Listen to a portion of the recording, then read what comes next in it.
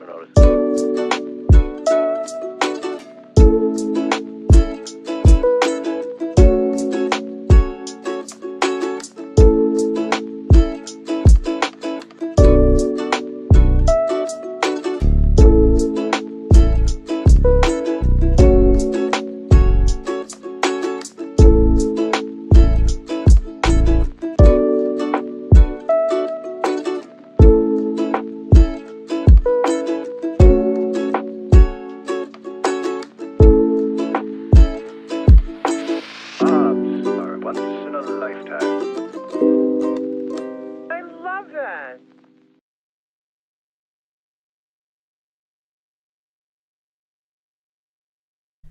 This video and all content is made possible by our Patreon subscribers.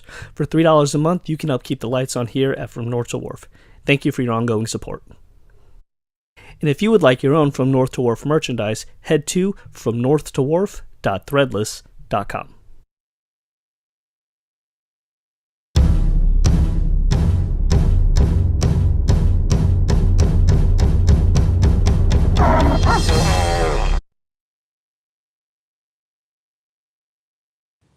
Hello, everybody, and welcome to a brand new episode of From the Great North to Wonder Wharf, your unofficial one-stop destination for bento box information. As always, I am Mike. And I'm JB. And joining us tonight from the Cartoon Chronicles, our new best friend, Julian. Why don't you introduce yourself to the folks and let them know exactly where. I kind of did it, but let them know where you're from and what you're all about. Oh, man, I'm Julian from the, I was getting ready to say my old podcast name, but the Cartoon Chronicles. A lot of people, if you've been around for a little while, it was the What's in My Head podcast. We did a little bit of rebranding not too long ago. And I'm just happy to be here, man. I'm looking forward to whatever we're going to chat about. Yeah. Now, nobody knows this, but this is actually the second time we're sitting down. In a couple weeks, I believe, if you go over to the Cartoon Chronicles, you'll see our first interaction with each other where we sat down. Julian was nice enough to have us on his show. And we discussed Bob's, we discussed our love for older animation, the Cartoon Network classic lineup, stuff like that. So essentially, we're doing the reverse over here. We're kind of putting his feet to the fire and asking him what he's all about and how he got to where he is. So once again, thanks for coming on here, man. I really appreciate it. Oh, thanks for having me, dude. And before we get started, I mean, I know we already got started. The intro, that's a whole vibe. I like that a lot. The music was really cool, and then I loved what you guys did, man. I didn't know what to expect. I've been on a couple of them, and that's probably the best intro video I've seen in a very long time. It's really fun. Oh, good job. Thank you. I will say it was a giant pain in the ass to do that whole countdown at the beginning. That is 120 or whatever a minute and 50 seconds turns out to be seconds-wise. Individual slides. Yeah. Set to a second piece. That's a huge pain in the ass. I can imagine. So I appreciate it. So right off the bat, obviously huge animation fan. What started your love of animation and why turn it into a podcast? It started with Ninja Turtles, man. We talked a little bit about this when you were on my show, but the first Ninja Turtle movie in the 1990s, I had it on during COVID. I was doing some cleaning. We only had one kid at that time. He's in 5th grade. And I just remember looking up at the credits and seeing a name I've never seen before. And I've seen the movie literally thousands of times at this point. I had 2 VHSs when I was really little growing up. I had the original Ninja Turtles, and I actually had Dumb and Dumber. And I burnt both of those VHSs out. Guess which one my mom did not buy again? You're right, Dumb and Dumber, folks. Oh, 100%. First time she ever heard... Right there. That is the reason my mom did not buy that again. So I just watched and watched and watched. I loved it. And I had played around with the idea of, just wanting to talk and thank everybody. That's where more of it came from, was thanking everybody that worked on that Ninja Turtles movie. And I Googled this guy's name. His name is Gary Proper. Find out he's 45 minutes down the street from where I grew up. Reach out, read this article, find out he passed away a couple years prior. I just cold called the guy that wrote the article in the newspaper. And I go, hey, man, I'd love to know more. Why don't I know this guy's name? If he's the reason that the Turtles have happened, why don't I know his name? And he put me in contact with his manager. We talked, some stuff kind of fell through. I was supposed to do some stuff with them. Wanted to do strictly Ninja Turtles. Found out I was going to lose really quick just getting guests on because everybody just dried up really quickly. and just turned to animation because animation I've been a fan of since I was a real little guy. But it started with the Ninja Turtles. Yeah. Now, did you have the OG VHS Ninja Turtles where it had like, I think it was like a Pizza Hut like book it, like short right in the very beginning where like the kids were playing baseball? Because I remember this so vividly. I think I do too. I got it around here somewhere. I just did some cleaning up, and I've actually got one of my VHSs somewhere. For the life of me, I'll find it after. Yeah. You know, after we get off. But of course, it's one of my finds. Yeah. Like I said, I just had it not too long ago. I was thinking about doing a little giveaway for it on over on my channel. But yeah, I've actually got the. I don't have my original one, but I was thrift store shopping because that's the best place you can get. I cook for a living, ladies and gentlemen, during the day, and it's the best place you can find cookbooks is like thrift stores, Goodwill, stuff like that. And I just happened to walk by, and this guy was stocking the VHSs. I don't even have a VCR anymore. He's stocking the VHSs, and he dropped it on the ground, and I was like, "Well, that's sacrilegious. I got to pick that up and save that." So I bought it. Yeah, I bought it. It was like it was pretty expensive for a VHS that I'm pretty sure doesn't work anymore. But it was like $12 for a VHS. God damn. Yeah. You know, and it's broken. You know, I'm pretty sure it's broken. Like I said, I'll find it after we get off here. I'm sure. But so, what drew you to this individual's name? To like, I've never seen it before. But do you remember what his position was, or why you were attracted to? I just happened to look up, and then I see his name, and I was like, I've never heard that name before. All these other guys I've heard, you know, from other movies, and Gary Proper was his name, but it just seemed like a weird name that you would think is like distinct. You would know that name, and I just happened to just Google it, right? And then I find out that this guy back in the day, I'm gonna date myself here, but he was the manager for Gallagher at the time, and the guy used to smash, smash watermelons. Okay. And he was in Detroit with the executive producer at the time, Kim Dawson. And he goes in, and I don't know if you guys are comic book guys, but they had wall books back in the day. Okay. And the first Ninja Turtle book, you know, after a couple weeks, like it sold out. They went to second and third printing and stuff like that. But it was a $50 book really, really quickly. So it's a wall book, right? Most people can't afford $50 back in 1984 when this book comes out. Especially for a comic book, right? And Ninja Turtles, right? Who's going to sell? Yeah. Sees this and he goes, "Oh my God, this is going to be the next thing." He gets laughed out of every single office until New Line Cinema picks them up, and they make this movie happen. You know what I mean? So that's I don't really know how you know his name. I just like I said, just happened to look up, see the name, not realize that name after I've seen this movie thousands of times, and go, "Fuck no, I don't know the guy's name." It's the whole Ninja Turtles thing, how they just did like small press runs thinking no one would really care, and then they were doing like second, third, fourth printings of these comics, and they're like, you know, we should just make another issue, and then it just got a huge cult following. You know, one of my biggest regrets in life, and I'm almost 40 years on this earth, you know, one of the biggest regrets of my life, one of the biggest regrets is I never went to the Ninja Turtles when they did that musical tour. And then they had like the guitar and everything, and I never saw that. I've seen clips, and I'm old enough to have gone to it, but that is one of the biggest regrets of my life. I have to assume they'll bring it back at some point in time. And like I said, when you're talking about nobody really thinking that the creators didn't think that it was going to go anywhere. I'll see if I can get really close. Okay. But that's what that originally looked like. That's what that turtle looked like. That's Michelangelo. The turtles looked so different, you know, and they just did it as a goof. Eastman and why am I blanking Peter on the Laird. guy's name? It's Eastman and Laird and Eastman. Yeah, just making it in their house together. They'd swap pages and be like, finish one would it. draw, one would aim. And like the story was like, someone was like kind of coherent story, and they're like, we just have fun. And then I know they got into it a lot, so it just didn't work out long term. I think they made amends though later. I gotta find it, but somewhere in the house here we have my wife, who's a huge Ninja Turtles fan, the movies specifically. She has a signed poster of 2 of the 4 Ninja Turtles, like the guys who were actually in the suits. And I gotta get the other 2 guys. I think they were the voice actors as well, but I got it. There's a big push to have that back. As they live action should. Suits. I think they should have. Yeah, they definitely should. I got the chance to, at this past con, they had a whole bunch of the guys. I got to meet the screenwriter, Scott Langren. You know, I got to meet Kevin Clash, which was not only the voice of Elmo, but also the voice of Splinter. And then what's cool is, so in my opinion, Shredder is the coolest villain ever created. I mean, he made purple look so cool, right? Yeah. The And Super helmet, Shredder, the fuck cape. out of here. Yeah. Dude, and that's Kevin Nash, like fucking Yeah. Wolf. Yeah. Oh, I already dropped one. Wolfpack, right?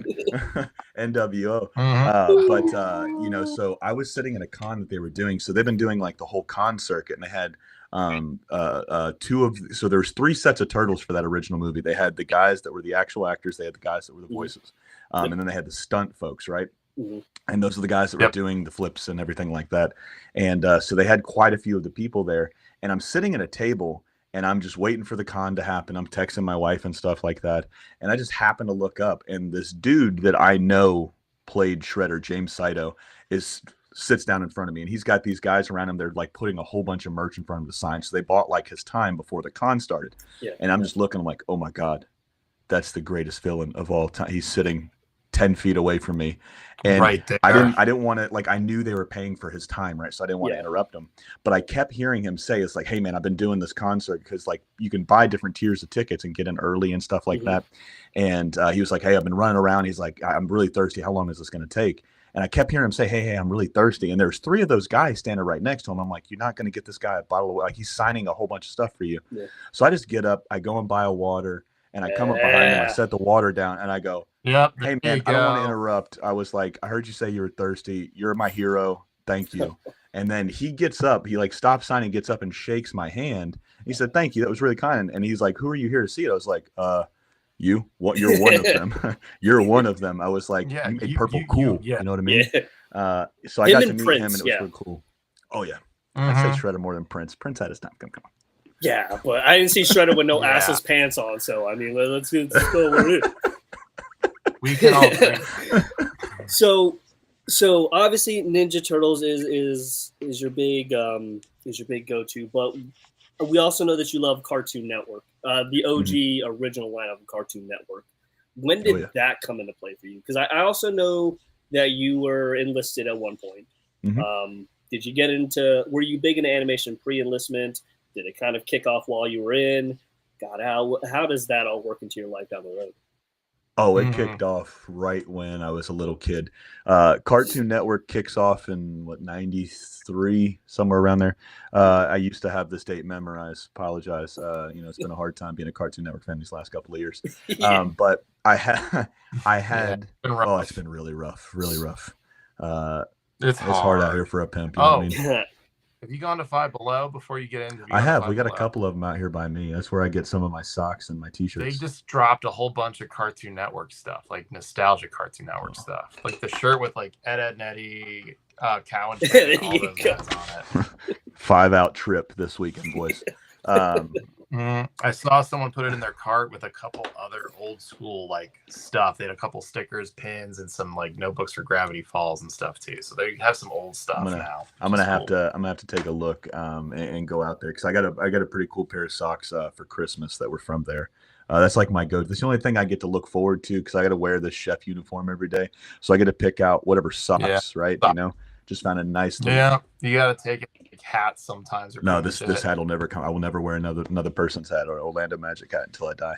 No, the cartoon the Cartoon Network stuff started when I was really kid. It started right after What a Cartoon. I can remember seeing Dexter's Lab for the first time. And I'm never one of those guys just because I'm a white dude. I will never say, "Oh my God, I saw myself in a character and now I know what everybody else feels like." Right? I don't want to sound like that guy, but I'd never seen anybody that had red hair. Right. And being made fun of, especially in the 90s, like Carrot Top. Like I hated Carrot Top for the longest. I never knew Carrot Top. I never knew him. That dude is hilarious. Yeah. That guy is hilarious now. He's not, man. He looks so weird now. It's Yeah, but I heard he is funny now. He's been funny. Like, he's been funny. He's juicy as hell now. He looks great. You know? He looks like a burnt hot dog. And I can't. I can't vibe with that. Like, I'm not the first one to ever say this, so this is an original take, but I hate it when comedians get buff. Like Chappelle, knock it off. I don't want to watch like a big buff guy who probably would have beat me up in high school now make me laugh. It's not funny, and I don't appreciate it. We're gonna work this out. We're gonna figure out what muscles makes Mike. Oh, Muscle Mike over here. Nope. There's 4 heads on Mount Rushmore. Comedians shouldn't be buff, and there is a such thing as a Bad Bob's Burgers episode. That's the truth. Jesus as Christ. I know it. These are the truths as I know them That's to be. just Okay. beginning. Man, who pissed in your Cheerios this morning, Mike? Oh, listen. How old are you? I'll be 36 this year. Okay, see, so all I'm you almost young 40, people young don't man. can tell me what I need to know. Okay, I'll be 40 in 2 months. I've lived a life. You don't know what I've seen. God, boys. All right. You're closer to senility than any of us, though. Your children. You're closer to that finger. Yeah. Everything you say means nothing to me. You're children, and I don't respect you. Good day, sir. Good day. You tell me shit. No, but it It all started with Dexter's Lab, man. Like I said, I don't want to sound like that guy, but it's like I understand that more so now than I did back then. But never seeing a redheaded kid in anything really up until that point. Other than you remember that movie, well, not Child's Play. What was it? The little redheaded kid with John Ritter. Problem Child. Oh, Problem Child. I know what you're talking about. Yeah, Problem so that Child. was like we only get depicted as people with bad skin, people that are ugly. Because let's be honest, dude. I'm a redheaded dude. So you're either hot like Emma Stone or you're ugly like me. There's no in between. You know what I mean? You either get Ron Weasley or you. Shouldn't it be lights out time in the nursing home by now? Shut up, Abby. Abby's our fucking producer, and she thinks she can talk to me any way she wants to. Abby, I'm okay keep firing. Keep firing. Yeah. She's 21. She only knows She's 9/11 because of books. She doesn't know anything. Don't listen to her. That is insane. I've got kids at my work, and I sound like the old guy. I've got a lot of gray in my beard, gray beard, if you will, Gandalf the Gray. But it's just, those movies suck, by the way. They do. Star Wars too. Like if we're burning the bridges down, Star Wars can get it. It's better than Lord of the Rings. The greatest trilogy of all time, and I will die on this hill. A burn unit T-shirt. I don't know what that means, but I like it. Oh, Abby's head of the burn unit because she Abby gives runs me the shit all the burn. time. She burns me.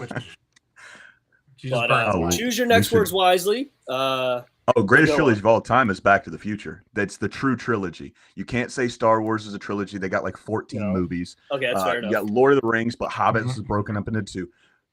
Back to the Future, greatest trilogy of all time. Nobody can convince me otherwise. Marty McFly was a guy I wanted to be when I was younger. Greatest trilogy of all time, bar none.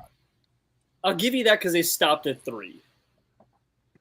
Yeah. And you're gonna have some asshole that goes, "Oh, they got the cartoon. They got this." No. Films. There's only 3 of them. The cartoon doesn't count. Yep. Cinematically, It doesn't. It's different. I'll give it to you only because they realize if we we're not good enough to make a 4th one. So yeah, we'll stop at 3, I guess. But I mean, they were riding real good on. They weren't. Back to the Future. Nobody ever asked for a 4th one. Adam gets a thumbs up. Give that guy a pat on the back. Adam's also young too. He doesn't understand. I think he's like your age. I think he's almost the same. Almost age. is horseshoes and hand grenades, sir. I'm gonna who's close. But okay. He's not. If you can tell, he's not taking 40. I'm not taking almost 40 well. So he's having a hard obviously time. Past his bedtime. Obviously, I had mentioned that you were enlisted in your much younger years. How does your love of cartoons find its way into your service time? Oh, dude, it was a security blanket for me. My first deployment, this is 2010. So I'm horrible at math. I failed it twice. Hold on, I'm Asian. I got this. I don't know what the question is though. What's? I can't remember how. I know I was probably just about to turn 21 on my first deployment, though, right? So 2010, I was born in '89. Give or take a year or 2 here, right? Babies. And so I'm on deployment. It's like maybe 4 months after our first kid is born. So I'm a young dad. Never been away from home. I never wanted to join the military. It was 2008 when I graduate. Housing market crashes, so there's literally nothing out there for me, right? So I had no choice, right? So I get out there and then I deploy and I miss home. I miss my bed. I miss my dogs. I miss my wife, my kids. I miss everything, right? And I would take, I got one of them here. I just emptied it out because I'm getting ready to redo them. But I got my sea bag full of my clothes, and then I've got like binders like this full of DVDs, right? Yep. And I bought everything and anything I could and just popped them in there. And one of those shows, even though you'll shit on me for saying Mount Rushmore is 5 for me for TV shows and not 4, one of those shows on there was King of the Hill. Another one was Hey Arnold. You know, those, like I said, whenever I really missed home, I would pop in a cartoon that I used to watch when I was younger. And I really, really like needed that at that specific time. Movies will get you there, dude. Like pictures will get you there, but like just being able to shut off your brain. Cartoons are different. Oh, they are, man, because it taps into that primalness of being a kid again, right? You know, it's the youth of, or it's the fountain of youth, if you will. But I remember popping those in, and then for an extended period of time, like I didn't dwell on the sadness of being gone. I didn't like have to sit there and focus, because it's like, Mike, you can speak to this. It's like when you deploy, even though you're around a whole bunch of other people, you still feel isolated. You still feel like you're on an 100%. island. You know what I mean? It doesn't matter. Like, and they're going through the same shit you're going through, but you know, I don't know what it was. I just couldn't shake that. But when I put on cartoons, or I put on something that I brought from my home, it just would transport me to a different place. I was able to like laugh when I didn't think I was able to laugh. I was able to like not be sad and not want to cry all the time when I had nothing else to do when work was done. Yeah. Abby, fucking, I don't give a shit how young she is. This person, she needs a raise. No, she doesn't get paid, and if we could, we wouldn't pay her. It does not matter. Okay. So, Abby, I'm trying. I'm sorry. Go work for him, Abby, if you want to get paid. He's got more subscribers than we do. Oh, we don't make money. Yeah, I know. We don't. No. We just should have loved the game, folks. So it's more of the simple times, like Stoop Kid leaving his Stoop Kid's not afraid to and leave like Stoop. Ghost Train. He's not. Love that one. Ghost Train was a good episode. There's a lot of good ones. If you want to cry, the Birdman was Pigeon Man. Pigeon Man. Mr. Wynn's kid. Chris cannot watch that Hey Arnold's Christmas. I will say, so my 2 favorite episodes, and I hate to do a cheap shill plug here, but I actually got to have, you know, I've had the creator Craig Bartlett, and I had the writer that did Pigeon Man on, and we did that one last year. Oh, that's a tough episode. We did that one for our Halloween episode because we did Ghost Train, we did Pigeon Man, and I can't remember what else we did, but I actually had Craig on the year prior and did a Christmas episode. It was Mr. Wynn, it was Hey Arnold Saves Christmas, or Hey Arnold's Christmas. Oh, I rewatched that recently. That was like, dude, it's heavy. That's like that goes up there with the Futurama dog episode, and like the 7-Leaf Clover, Jurassic Bark, and it goes up there with the the Jurassic Bark, and then there's the episode of Avatar: The Last Airbender where Appa's being taken away, and everyone's like, "Nah, skip that one." No, you got to go back and watch the Heron one, because this is like you look at this, and I gave them like what they told me after, they like one of the highest praises you can get. So there's like 2 scenes in like cinema history that like I think of very closely when I think of like pure perfection. And I didn't get the first one in this 101 Dalmatians, the original movie, 1966, right? I think is when this one came. No, it was 1963 or 62, somewhere around there, because 66 was Jungle Book. But anyways, I'm watching this movie, and it's the scene, you know, where Jasper is about to hit the puppies, and like Sergeant Tibb, is it Tibb? Yeah, Sergeant Tibbs, the cat, is holding him back, and then you see the color all go red, right, for anger and rage. And it wasn't until I started doing this podcast, and it was when we had Cooper, our second child. Like we watched that movie like almost every single night for like 9 months straight. Every day we watched that movie, and the colors were just so vibrant. And I was like, oh my God. And I was talking to a background artist, and he's like, that's how you visually depict emotion, right? Now, flash forward to Hey Arnold, 30 something years later, after this one is done. And I'm watching that one. And then there's a scene in there because it's during the invasion of Vietnam. Like Mr. Wynn is from Vietnam. So you've got the tanks and the soldiers coming in, and everything is blue for sadness and depression. Everything goes red for anger. I'm gonna try not to cry because the scene gets me every fucking time. But when Mr. Wynn holds up the baby and he gives her the best possible chance of surviving and becoming something, is to give that to a GI. He doesn't know the GI, doesn't know where he's going. He doesn't know if the baby will even make it, but he's giving that baby up because that's the only thing he can do as a father. That is one of the most powerful things that has never had a word uttered to it. And it's like, that's why that's a Christmas watch. No matter how sad it is, because it ends up happy. That is why that movie is so important. It does, but that is 61. Thank you. Especially after we rewatched it after we had our son, and I was like, I remember it as a kid being like, I don't like watching this episode.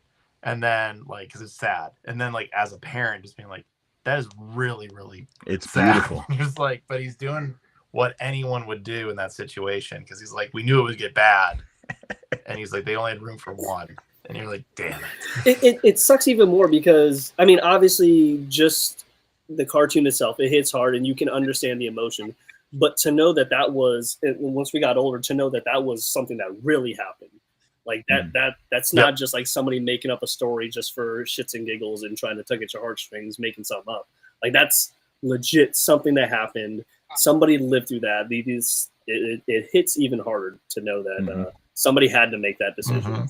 And yeah, no, I get it. Shut up, Abby. You want to see something cool? Always. So, like I said, I'm a real big fan, and so it comes with a story with this one. So, on my show, whenever somebody has passed away, I always like to take a second just to remember them with the stories that people share, because I think it's very important, because their work will outlive me. But there's a group of people in that like animation that don't know a lot of things about like the shit I like, right? Because you either got the new, the old. Very rarely do you have somebody that like watches it all. Right? And like I said, one thing I want to do is, especially when somebody is such a huge part of just like that's why my catchphrase is the catchphrase, bringing you a piece of your childhood every week, right? It's like, I want to give thanks, and I want to like people to remember these names, because a lot of these guys, they don't know. They'll know Craig Bartlett, they'll know Genny Tartakovsky, they'll know Lauren, they'll know all of these guys that create their shows, but very rarely do they know the storyboard artists, the writers that put their heart, their soul, their blood, their tears into what we watched, right? Steve Vixton, before I go any further, is the guy that wrote that Hey Arnold Christmas. He passed away quite a few years ago, so I never got to have him on, but he is the huge part. Any of those very emotionally touching stories, Steve Vixton wrote those stories. So I have Craig on, and Craig actually shows this picture, Tuck Tucker, right? Sounds like a made-up name, but this guy is like one of the greatest board artists and greatest directors of all time. Died a few years back. I every episode that I love of Hey Arnold, it's got like one or two things in common. Craig obviously created a show. Chances are Tuck Tucker either boarded or directed those episodes, right? Phenomenal. He was on a different tier. You talk to any of the guys that I've had on that had direct knowledge or friendships with Tuck, they'll tell you he was here. Everybody else was just trying to play catch up, right? So I'm telling this. Yeah. And I love getting Tuck stories. And one of my favorite ones, can I tell? So it's going to end with dog poop, but can I tell you it's a funny story? Yeah. All right, so back in Nickelodeon, when they were doing Hey Arnold, like I said, this is my favorite Tuck Tucker story. They would bring their sandwiches, their lunches, and they had a community fridge, right, like where you could put like a break room, right? So Tuck kept getting a sandwich taken, and he got tired of it after week of somebody taking a sandwich. So Craig is telling me the story, and he goes, I don't know if it was a Tuck shit or if it was a Bruno shit. Bruno was his hunting dog. It was like one of those coon hunting dog or something along those lines. Coon hound. Oh, yeah. I think is what it was called. Yep. And he took what I later found out, it was a Bruno shit. It was his dog shit. He put a shit sandwich, wrapped it up in the fridge, did everything. He's like, "Don't touch. This is Tuck's." Somebody took a sandwich, and then nobody took his sandwich anymore. So put the two and two together, but. I'm going to tell you all that stuff. Like, I love hearing Tuck Tucker stories because he was a prankster. He would do all these things, or these really cool things. And Craig shows this scene because they were working on a Veterans Day episode, and it was Grandpa standing next to Hitler, and he was going to poke Hitler's eyes out, type of thing. It was like a gag thing, and. Nice. I looked at that, and that almost made it to an episode. Craig had signed off on the board. They were going to do a Veterans Day episode. And then for some reason, sure Nickelodeon. Well, it got all the way through to Craig. So the next step was that, but I think they just pulled that whole episode. They didn't end up doing any of the Veterans Day episode. Because I was like, I don't remember. No, but he had the board, and I just I'm a huge storyboard fan. I love storyboards. Like anytime I can buy one, I'll buy them. But I reached out to him and I go, hey man, I'm pretty sure the answer is no. But if you have any hope or any chance of ever wanting to sell that, just know it'll be in a good home. It'll be hanging up in my, my room. And he's like, dude, this board is so important to me. I can't. He's like, it's very special. It's like one of the last things they did together for that series. He's like, but I'll send you something. Now, that goes to tell you, I don't know if it'll be able to come up in this one. So this is the scene. I believe it is from the pilot. I could be wrong. I'd have to go back. Was that Grandma? Grandma? That was Grandma. That was when she was chasing the fly around. The fly with the Now, swatter. I'm going to take it one step further. Now, Craig doesn't know the story, and I've never told this story online, or I've never told the story out to anybody, which I think is like, this is why I think we're in a simulation, folks. The other hat I wear is a tinfoil hat, but so there's this thing that I absolutely hate, and I hate fucking. Oh, damn, those two. My apologies, boys. You're fine. You're fine. I hate flies. I hate flies. Right? They're so disgusting. The noise, the fact that they sit there and rub their little hands after they touch your food, just disrespectful. I don't like these little guys, right? And I was hunting this one fly, and he was elusive, right? I couldn't get him. I can usually crack him with a towel, or I'll open the door and they'll get out. I find some way. The only thing I haven't done is the Mr. Miyagi chopsticks. And I'm sitting there, and my wife Katie got me this like electric tennis racket, right? Got it from like Lowe's, and you just zap them, right? When I tell you I'd been hunting this dude for hours, I was hunting this dude for hours and I couldn't get him. Everybody starts coming over because we're having like a little bit of a party and I'm cooking and stuff like that. Nobody wants to be bothered by this fly while they're trying to eat, right? Yeah. So I finally get him when everybody gets there, and I go, I stomp on him after I already zapped him, and I spit on him, and then like, everybody's looking at me, and I was like, look, guys, I know out of context that seems excessive. However, you have no idea. Don't look at me. Through. So with that being said, did you at least say he drew first blood? No. In hindsight, that probably. But there's a lot of young people there. Mike can attest because we don't know shit. They wouldn't have known. They wouldn't. I'm surprised you don't have a assault gun. All right. So I've asked if I've asked, and the answer has been no. Because I get a little overzealous. I'm going to hunt everything, and then I'll go outside and hunt them with assault guns. But what if you buy one and then you say, "What about now?" And then they say no. And they're like, "What about now?" And everybody's got sunburns.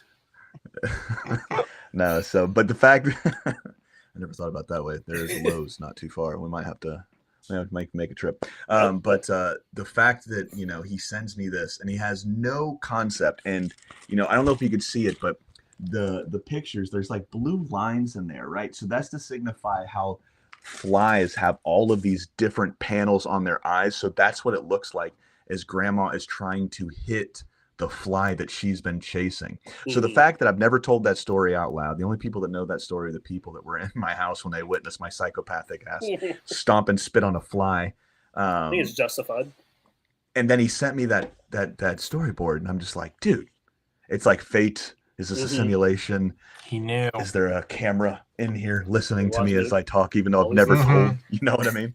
So it was just a very weird and surreal moment to have something from a hero, like his pencil touched this. You can see a smudge where his hand kind of went across. Dude, it's just really cool. It's dope to hear that you do your show for the same reason that we do our show. Like, we've been fortunate enough to talk to some voice actors, and that's amazing. But like, we love talking like storyboard artists, like retake directors, background artists, because they have the best stories. Because not to sound mean, but like, nobody ever asks to talk to them. Like, they want to talk to the voice actors, the sexy guests. And they're the ones in the trenches making the episodes happen. So like, oftentimes you'll hear like, so that scene actually wasn't supposed to go like that. And then you're like, wait, what? What was it supposed to do? And he's like, all right, here it is, boys. And then they just tell you, and you're just like, oh, that would have been so cool. He's like, we would have never got away with it. He's like, but we're trying. So it's just all the cool stuff you hear. Or like, your favorite storyboard artist could be like, you think I'm good? Just check out that guy. And they like just name drop somebody, and you're like, what did they work on? Like, your entire childhood. Oh yeah, we had, who was the guy from the original like Space Mario Jam? was like one of the guys. Yeah. Peter No. The older gentleman that we spoke to was on the original. Oh, Tom Riggin. Yeah. He was on the original Space Jam. He was like, I don't know what we're doing, but I mean, sure, why not? Here's Bugs Bunny playing against Michael Jordan. Why not? Yeah, he just had it. He was like, yeah, we just drew that. That's me just boarding this up. And telling us like that movie had to be done in like 8 months. Yeah, it's insane. Because like they knew Michael was coming out of retirement. It was a secret, so the movie had to be done by the time he got out. And then they were worried about using the other NBA players because they're like, if any of them get hurt, the movie's like we can't swap them. So that's it. So like they have to be healthy. So they're like, it was just so many variables to make that movie. That's a great movie Bill too. Murray just showed Oh, up. Bill Murray was clutch. That's the only reason we're not run by aliens, folks. Thanks, Bill. Do your homework. He played Read a defense. book, kids. Yeah, thanks, Bill. So, of course, we're a bento box entertainment show. Bob's Burgers is our meat and potatoes. How does Bob's Burgers work itself into your universe? Man, it's my first deployment. I'm home after this one. I remember seeing the pilot, and when you go and you see the first burger of the day is the child molester. Now, there's nothing funny about children getting molested. No. However, that's a there hard is something stance to take, funny. but we agree. Yeah, absolutely. I think most sane people would take that stance. You know what I mean? I'm towing the line here, boys. But you know, we don't want to get political, but don't fuck kids. God, my apologies. We can fix this shit in post, ladies and gentlemen. This is all live, baby. This isn't. You're not really here, but no. So it's like when you see something like that they go so hard in the paint in episode 1, you're like, holy shit, this thing has balls. Like they're going for it, you know. And I see that, and I laugh my ass off when I see the burger of the day, because I'm like, that's like high school humor that I laughed at, that I still laugh at. That, you know, it's so smart, yet it's so dumb in the best possible way. You know what I mean? And I just get that, and I'm like, man, they're really going for something. And I start hearing the voices, and I'm like, oh, home movies? No way! Like, oh my god! You start hearing all of this stuff, and I'm like, dude, where the hell did all this come from? And then I go on another deployment, because I hit three deployments all within like 4.5 years. I hit fucking back to back deployments, and they had season 2, so I missed the rest of that first season. They have season 2 or maybe season 1 on DVD, like on my second deployment, and I'm just watching as many as I could watch. And then I get out in 2016, and then I would dip my toes back in it from time to time, and I kind of gave up on animation from like 2014 when I get on shore duty till roughly 2016 is when I really pick it back up, because I just didn't think anything was for me anymore. I would see all these these shows, and everything kind of looked the same. Nothing really spoke to me. I'm like, oh, they're doing this for kids. 3, 4, 5 years ago, I would have said, oh man, they don't know what they're doing with cartoons. I would have just shit on everything. Now it's more, it's just for something else, different strokes for different folks. And I see a show called Regular Show on shore duty. And I love telling this story. So if you've heard the story before, ladies and gentlemen, I apologize. But I'm coming home. I'm on shore duty. I haven't been home with my kids at all for a very long time. And it was very hard to like build a bridge with a kid that you didn't have really any part growing or raising, because you're deployed, right? You miss first words, first steps, first everything's, right? And, I'm flipping channels, and he says, Daddy, stop. And it's Rigby and Mordecai from the Regular Show on there. And they're throwing up their little arms, and they're going, whoa. And I see him like giggle and laugh at this, right? And he's maybe 4 years old, maybe 4. And, he's sitting there with a sippy cup and shit. And he was like, Daddy, let's watch this. I'm like, all right, cool, we'll watch this. And I find myself looking up. It's been like 2 hours. They were doing like a marathon or something like that. And I'm laughing my ass off. I didn't realize I'd spent that much time watching the show. I'm like, let's watch this again. So almost like, Pavlov's dogs, like every day we would get home, that was the thing. We would watch this. And he would usually know, because obviously 4-year-olds don't know time yet. It's all a constraint, or it's all a construct, man. Break out of the matrix. But he would open the door, and we had a storm door there, and he would always see me. He would know that like if the sun gets to this side, kids have a way of knowing. Like he would know it's Dad's about to get home. So he saw me walking. He saw me walking up the driveway, and he throws his little hands up, because Rigby and Mordecai would go whoa whenever they would do something cool, and like that was how we would greet each other. And I intentionally ignored him because I wanted to see how long he would go. And I go in the house, I'm carrying my stuff, and he's just running around throwing his little hand up, whoa, whoa, whoa. And my wife looks at me, she's like, will you please just throw your hand up and go, whoa, so he'll stop? It has been like this forever, please. So I throw my little hand up, and we do that. And that's how we bond. That's how I get back into cartoons. And then it just, like I said, it just goes into just a myriad of different things. And to get back to Bob's, I start watching this, and I've, like I said, dipped my toes in it from time to time, and I'm doing a current rewatch over the last, year or so, getting ready for the next season. And, I think I told you guys the story, but like my wife and my kid will like look at this. If they look up from their phones, they're interested in shit. And, I noticed that they were looking up more and more when I was playing Bob's. And then I heard a joke, like a laugh, and I'm like, oh my God, there are people here. They aren't fake. This isn't my imagination, right? And I go, you guys watching this? Like, yeah, this is pretty funny. I'm like, no, this is hilarious. But if we're going to do this, we're going to start back on episode 1. I mean, if we're gonna clarify, Yes. It's hilarious, but you're allowed to watch. Yes, you can partake in this masterpiece of comedy and art. But yeah, I started them back, and that's like been our like routine. Like, we'll watch. We used to watch a lot more than we have been the last couple weeks, just because karate season and everything like that, and tournaments start come up. But yeah, we'll watch like an episode or two, every night or every other night at the very least.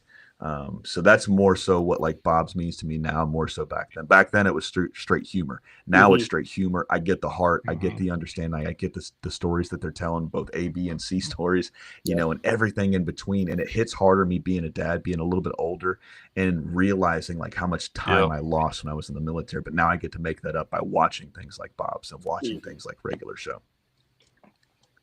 Yeah, I mean, JB can attest to having a kid. He has a kid. He has one. I am fortunate enough to not have any. If the doctor did his job right, that won't be an issue. But it sounds like as the show has matured and the jokes have matured, you also are now seeing like, oh, I get this. I see this from a different perspective now. And I'm not one of these like, oh, the show was better when it was like season 1 or 2. It's like, no, you're just not seeing it through the proper set of eyes. And you just don't understand. Well, I think your words when we talked last time that wasn't directed at me. Don't you throw my words back at me. If you can't find an episode, that just sounded like Bob and T. You calling a pervert? If you can't find an episode of Bob's that you don't like, you're not a real fan, man. But to be fair, I'm like the worst fan and the best fan. Like if I can just like laugh at something, I'm like, oh man, I'm all for it.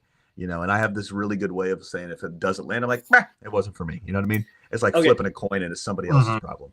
So not to correct you, but I will die on this hill, 10 toes down, standing on business. You will, what literally. I said was you're not a true fan unless you can admit that there is such thing as a bad episode. That's what I said, people. 10 toes down, standing on business, said what I said.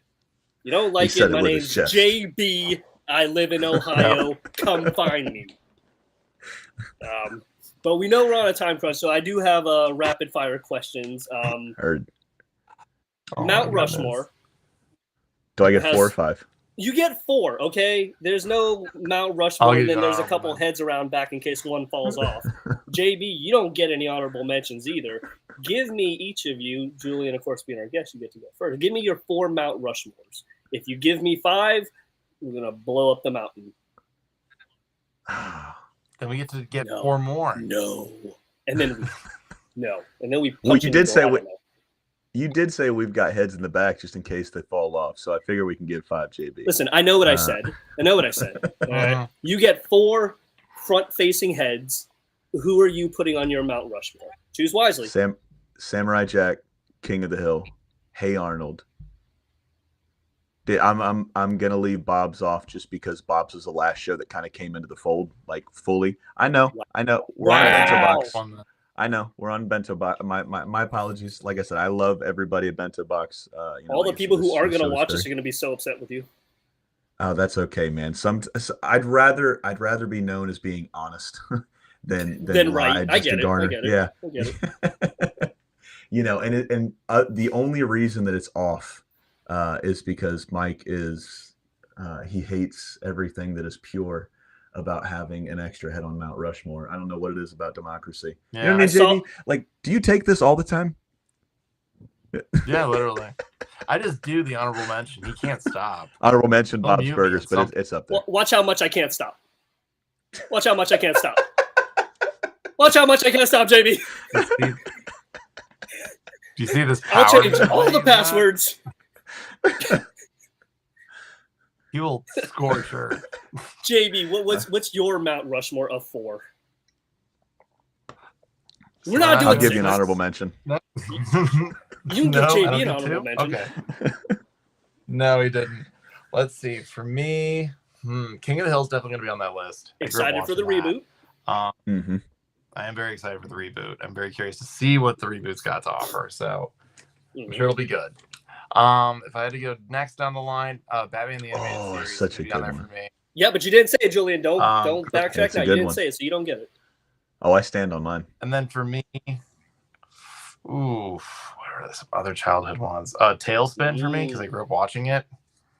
And I'll put Bob's on there because I always like Bob's. For me, it's like if I had to pick between like home movies, Dr. Katz, or Bob's, I'll pick Bob's. Solid It's choice. definitely Because by for me, far the like best. they're all the Lorne universe, but Bob's the best one of it.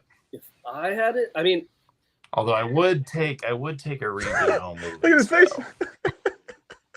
motherfucker. Just throwing it into the ether, Lauren. Back out. If you want Get to it out of reboot it, here. literally shot for shot, just different animation, no squiggle. If I had to do, I mean, obviously Bob's is our bread and butter. It's It's gotten us where we are here to the middle of the road. I love Rocket Power. I'm gonna put Rocket Power up there. It's so fun, man. It's such a fun one. Oh, Beefage. King of the Hill for sure. And then the OG Beavis and Butthead for me has to be up there. The old one, yeah. And then like honorable mention because like nobody else. Oh, you get an honorable mention. You get an honorable mention. Okay, hold on. Where's my controls here? Julian? He is near to. No, we're not doing this, everybody. If I had to do an honorable mention because everybody was so tight on their 4, I'm probably gonna do Batman the Animated Series. I'll probably do that, and I really dig Darkwing Duck as well, so I'll probably do those. Yeah, that Disney lineup is pretty good. God, I don't know why you guys stopped at 4. So, Jesus Christ. Yeah, I would say Avatar: The Last Airbender is a good one too. I just started watching that one. Although Mike refuses to watch Yeah, I'm not gonna watch Avatar: The Last Airbender or Avatar the movies. Dude, the show is pretty good. No, but I did finally get you to watch. You did get me to watch Over the Garden Wall, and that was dope. So again, we're gonna have to have you back on because I know we're kind of pressed for time tonight, but we're definitely gonna because we got more questions and we really want to dive into your channel and what you've done because you've done some really big videos with some really big people. Yep, some really big panels, which are really like some of my all-time favorites, like Ed and Eddie and some of these other ones. It was stressful. Oh no, we did one and it was enough. I'm watching like how. So, like I said, I know we're pressed for time, but just give the folks a quick rundown of the videos you've done and the people you've spoken to. Chances are, if you were a fan of Cartoon Network from as early as Scooby-Doo, because I had a guy that worked on the original Scooby-Doo. I had the owner of Film Roman, on my podcast as well. So it stretches back to like the 60s and all through current. But mainly if you were a fan of Cartoon Network circa like 95 to 2003, chances are I've had your favorite creator, voice actor, board artist, writer, and it's just stretching past Cartoon Network as well. I mean, you had mentioned Jurassic Park earlier. I had the writer on for that one, which was really cool. That dude is probably the smartest person I've ever talked to in my life. For the life of me, his name is not coming to me. But my God, it was like a different level. But like I said, if you dig cartoons from any era of animation, 60s on, chances are I've had something or somebody that you've had a personal attachment to as a kid. And I know you just did a deep dive on Ed, and Eddie, right? You had the voice actors on. Well, I had them on a couple years ago. Like when we did the deep dive, I had them on a few years back. But I just did a semi voice actor reunion. So it was the 3 Eds, May Kanker and Naz, as well as Rolf on for that one. And I was the first guy to have all 3 of them on anything at once. So the 3 original voice actors of Eddie, for Ed and Eddie, excuse me. I was the first guy to have it on. And that's kind of like where more people started like tuning into my channel and checking out my stuff, was just strictly Ed and Eddie content. I know you're doing a deep dive on Bob's Burgers. What all is that going to entail? Or is that still in the works? So I've dropped a couple episodes. I'm not sure if we'll take this week off and then start back up again, because we've been going like 3 to 4 episodes, take a break for a week, reload, and refocus. But so we are dropping a bunch of Bob's episodes. I'm working with quite a few other people. I don't want to put it out there just in case it doesn't happen, because then I look real bad. But a lot of people that have worked on some really cool things, and some of the biggest episodes directed bys. for Bob's, which would end up in a lot of people's Mount Rushmores and honorable mentions. Mike, I'm all about the honorable mentions, baby. I've always said that. Boy, oh boy, haven't you? Yeah. Watch the tape. Go back, watch the tape. I said that, y'all. Oh, Giving dear. himself this shit in honorable post. mentions while the rest of us can't. But yeah, so I'm working on quite a bit. So my goal is for Bob's, even if a very few people actually tune in to watch it, I want to go as deep as I possibly can with any writer, board artist, voice actor. The end goal, because he is on my bucket list and he's been on my bucket list for a long time, is Lauren. That's end result. Like, that's final boss. So I want to go through everybody in production, the art side, anything I can. And then, like I said, final boss, cap it off with Lauren, because I didn't get to do that with Ed and Eddie. I still haven't had Danny Antonucci on, which I don't think I'll ever have him on. I know he's seen my messages, and people have reached out and just never heard anything back. And the other guy is Gendy, which has created my all-time favorite show. I mentioned Samurai Jack. Samurai Jack, man, there's nothing better. I've never seen an episode of that.